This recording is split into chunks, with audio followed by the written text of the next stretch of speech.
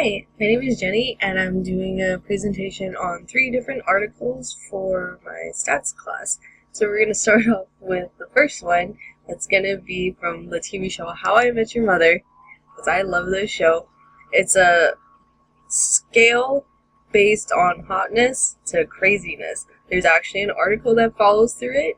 So this is what the graph looks like, the hot crazy scale.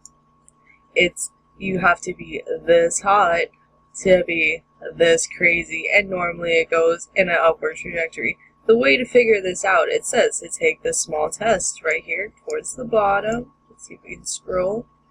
And if you answer them all, and then you score appropriately to what it tells you to do, which it said earlier, you would allot like 1 point for all A's. Oh, there we go. 1 point for A's, 0 for A's, 1 for B's, 2 for C's, total it all up, and then you'd see your score. This as a graph or as a type of statistical measuring is probably not the best, because for one, there's a lot of loopholes. You're not quite sure what they're asking for, it's mostly just an opinion based. Depends on who you're asking. If you're asking, like girls in a makeup store, they're probably narcissistic and would just assume that they're hot, not thinking that they're crazy. If you were, asking a girl in like a women's aisle of a store, possibly, she might have some PMS, so she might be a little more crazy than she would have been hot. So in this case, this scale, not quite sure, don't really think that it would be appropriate, but there are things like this out there that could dupe people, and a lot of people take a lot of Barney's advice in life. Come on, the guy published a book. It was called The Playbook and the Bros Code. Many of my friends have it, strangely have tried it. There's a statistic in that one too, but unfortunately I'm not doing that one for my project. So this one, not very useful.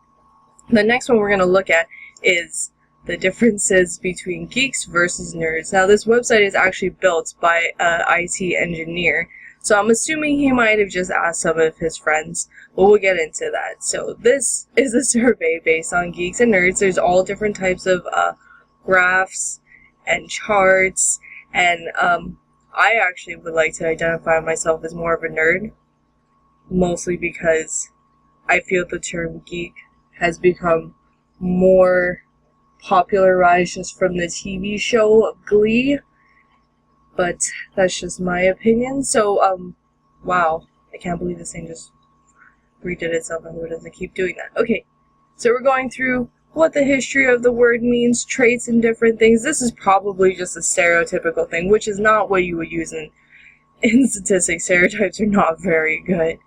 So, getting to the factoids and some stats about geeks versus nerds. Let's see, 87% prefer the word geek over nerd. Now, I would think that if you put the connotation that geeks are smarter, a lot of people obviously would answer that they would be geeks. Depending where you're asking this question to, if you're asking this to new college graduates who have grown up in this generation of Glee, so sad, they would probably identify themselves with being a geek, whereas being a nerd is probably like somebody from the 80s who played Atari. Those like loser children who read Lord of the Rings and helped as a library assistant when they were in 6th grade. Not that I was one of them, but I might have been. So a lot of these statistics, it even goes down to like how a person would identify themselves as a geek on their confidence level. 41% of people would be comfortable being called a geek, while only 24% would be comfortable being called a nerd. Unfortunate.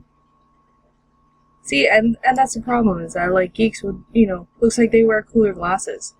And like nerds always have broken glasses, but I mean, like, if I was a nerd and I saw a geek, I would just go break his glasses too, so we'd look the same.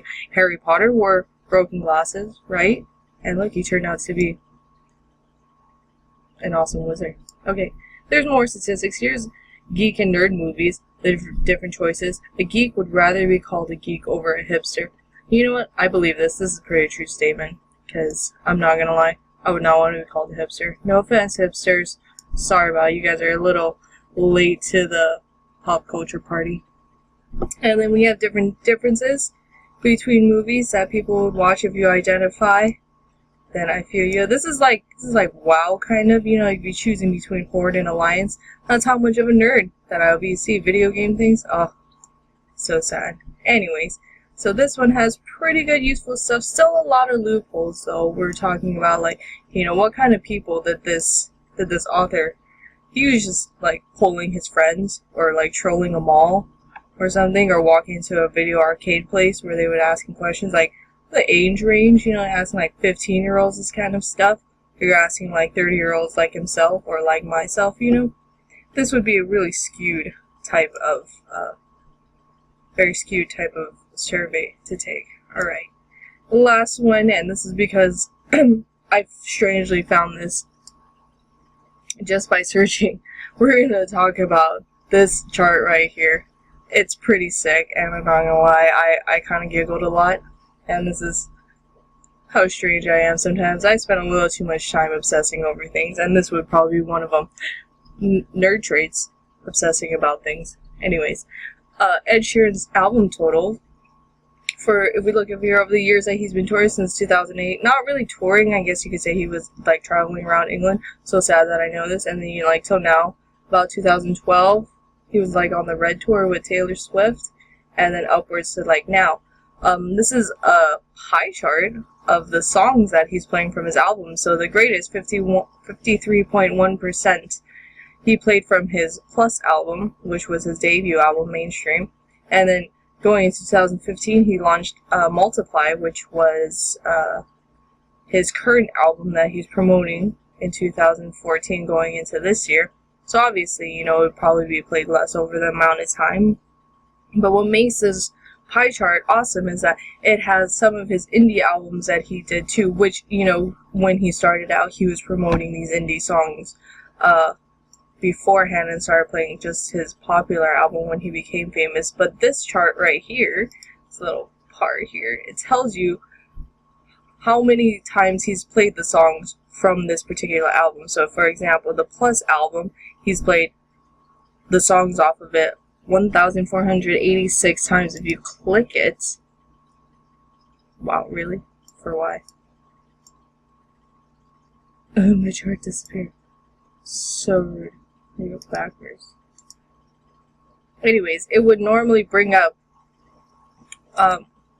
what, oh there, see, so we'll do the X one.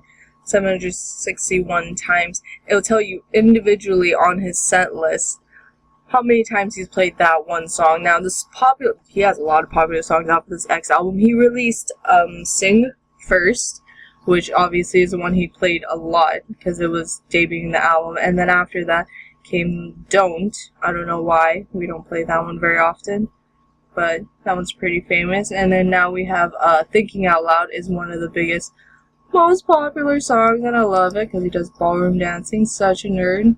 So cool though. Strictly Ballroom. You should watch it if you ever get a chance. Love it. Baz Luhrmann. Nerd life. And now his new release is Bloodstream. I think this just came out. BT Dubs. Ed could have done better techno. I'm so sorry. I love that song. Could have done a better EDM version. My bad. And then you have his other ones down here, like You Need Me. This was his song, a song that he released that was really popular. It was like a small EP track, and then this song, Sunburn. I actually really like the song. I heard the version that Nina did too. It's actually really good. Alrighty. So, this is my different articles that I chose. Ed Sheeran, because we should be friends. Geeks and nerds. I'm a nerd. Geeks are pretty much hipsters. And then the hot crazy scale is obviously not useful whatsoever. And, you know, just to prove that I actually did, you know, say this to a person, unfortunately, because I am that much of a loser, I'm going to link this to my best friend right here, Ed Sheeran. But, you know, I really did teach somebody this. I taught my boyfriend, and he was nice enough to take this photo with me the night before. So, thanks for watching. I hope you learned something. Usefulness, not usefulness of graphs and scales, and, you know, don't believe everything. And, thanks for watching.